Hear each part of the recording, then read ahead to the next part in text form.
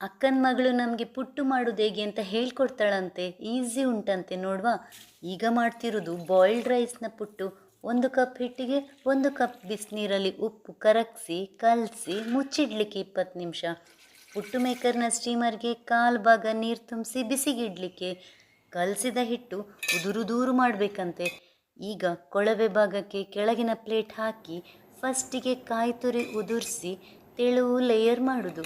ನಂತರ ಹಿಟ್ಟಿನ ದಪ್ಪ ಲೇಯರ್.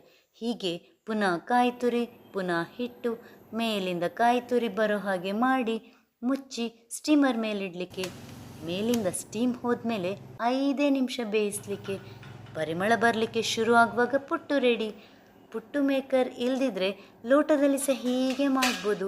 ಇದನ್ನು ತಿನ್ನಲಿಕ್ಕೂ ಕ್ರಮ ಉಂಟಂತೆ. ಸ್ವಲ್ಪ ಸಕ್ಕರೆ ಬಾಳೆಹಣ್ಣು ಒಟ್ಟಿಗೆ ತಿನ್ನುವುದಂತೆ, ಅಥವಾ ಕಡಲೆಕರಿ ಒಟ್ಟಿಗೆ.